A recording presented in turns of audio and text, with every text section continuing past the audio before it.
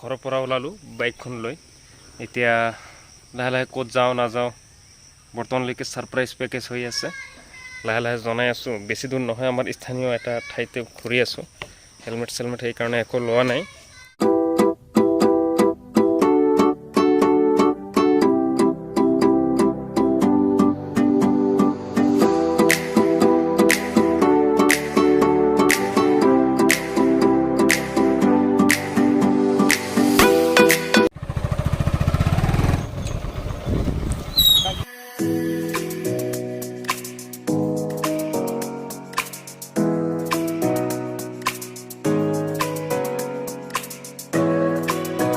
মুহূৰ্তত আমি এটা দীঘলীয়া প্ৰায় 15-20 কিলোমিটাৰ এটা জাৰ্ণিৰ অন্তত এটা ঠাই এটা আহি পালোঁ। যথেষ্ট মনোমোহা ঠাই, যথেষ্টখিনি এক্সাইটমেণ্ট লেভেল হৈ আছিলোঁ। তো এইটো দেখা পাইছে, এইটো মহৰ বাথান বুলি কোৱা হয়। পুৰণি সময়ছোৱাত যথেষ্টখিনি ইয়াতে আছিল, লাহে লাহে সেইবোৰ নোহোৱা হৈ গ'ল। তো অলপ ইয়াতে মজা হ'ব, মস্তি হ'ব, চিল হ'ব। তো সেইখিনিয়ে আৰু ইয়াৰ সমান্তৰালকৈ যিবোৰ ভাল লগা দৃশ্য আছে সেইবোৰ আমি দেখুৱাই যাম। ঠাইটোত 360 ভিউ দেখাই লৈছোঁ। মাস্কটো খুলি লোৱা হ'ব এইবাৰ।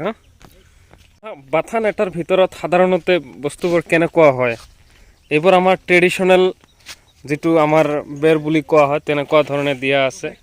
জীৱ জন্তুবোৰ বাথানো ক'ব পাৰি, অসুবিধা নাই। মহৰ খুঁটি বুলি কোৱা হয়। তো ইয়াতে তেওঁলোকৰ 2-এজন মানুহ থাকে। ৰন্ধন প্ৰণালী এইবোৰ, তাৰপিছত টিউবৱেলটো আছে, চাৰিও বেৰটো তেনেকুৱা।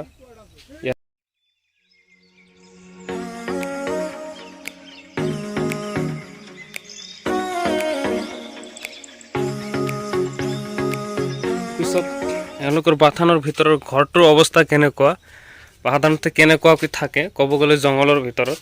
তো সেই ঘৰটো মই দেখুৱাইছোঁ। তলত শাক পাচলি, ওপৰত তেনেকুৱা ধৰণে বনাই থোৱা মানে বিচনা, ইয়াতে শুই থাকে। আৰু প্ৰয়োজনীয় কিবা বস্তু পুৰণা, এই যে এইবোৰ দেখিছে, এইবোৰ আমি দেখা নোপোৱা বস্তু। এইবোৰ পুৰণা দিনৰ, সেইবিলাক বাঁহেৰে কাঠেৰে বনোৱা চুঙা, য'ত দৈ থোৱা হয়। এইবোৰ দৈৰ কাৰণে আমি যথেষ্টখিনি পাগল হৈ থাকোঁ, কিন্তু নাপাওঁ। লাহে লাহে নোহোৱা হৈছে, এইবোৰ দুৰ্লভ বস্তু।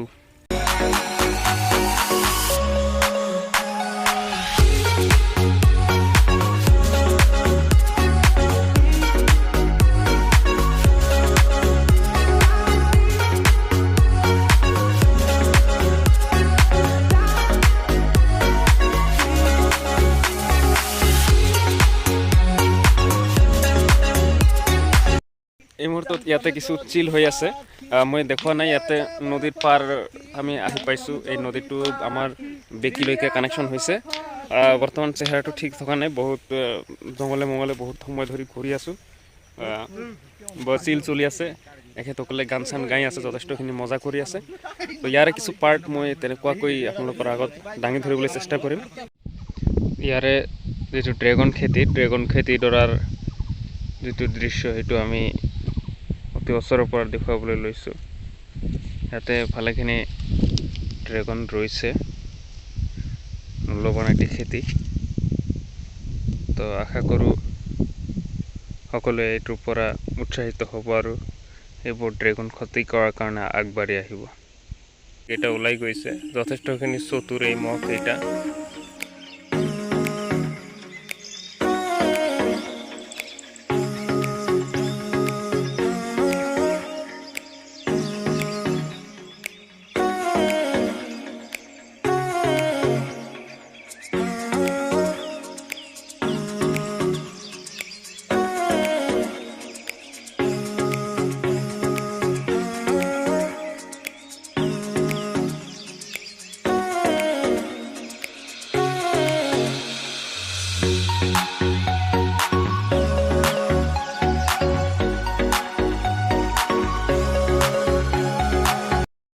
তো ব্লগৰ পাৰ্ট আমি কিছু শ্বুটিং কৰিলোঁ। মোৰ সৈতে ইয়াতে পোনপটীয়াকৈ মহকেইটা আছে, লাহে লাহে তেওঁলোকে খাই এইফালে তেওঁলোকে সোমাই পৰিব। এইটো খুঁটিত, মোৰ খুঁটি এইটো।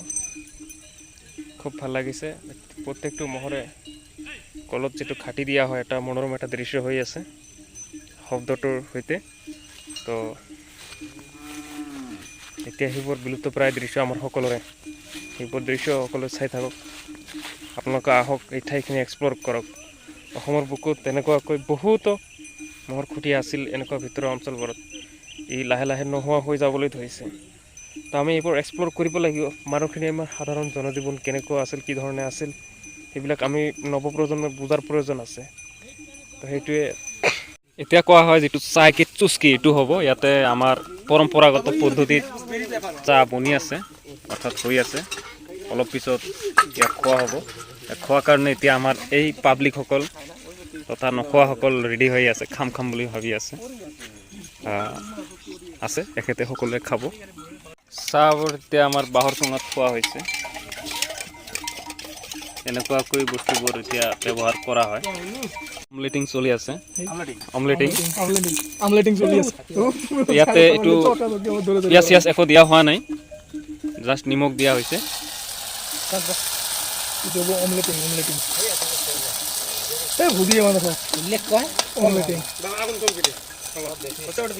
তো এই মুহূৰ্তত আকৃতিবিহীন এটি মানে অমলেট ডিমা ভজা অৱশেষত আহি আমি ব্লগটো সমাপ্ত কৰিবলৈ লৈছোঁ কিন্তু এটা কথা কোৱা নহ'ল যে এই ব্লগটো আমি ক'ত কৰিলোঁ সেই ব্লগটোৰ স্থানটো কি সেই ব্লগটো সাধাৰণতে আমাৰ নাম যেটো মানুহৰ মুখে মুখে প্ৰচাৰিত নাম সেইটো হয়তো কিছুমানে ভুলো ক'ব পাৰে সেইটো নামটো চুবাই হাদান বুলি কোৱা হয় তো আজি প্ৰথম অৱস্থাত সেই ঠাইখিনি আছে সেই ঠাইখিনি আমাৰ পাণবাৰীৰ পৰা অলপ উত্তৰ পূব পিনে হয় তো সেই ঠাইখিনিত খুবেই মনোৰম দৃশ্য আছে বহুত নেদেখা দৃশ্য আছে নৱপ্ৰজন্ম সেইবোৰৰ সৈতে পৰিচয় হোৱাটো প্ৰয়োজন তো আমি ব্লগটো সমাপ্ত কৰিলোঁ তো ইয়াৰে কিছু মনোৰম দৃশ্য আপোনালোকৰ মাজত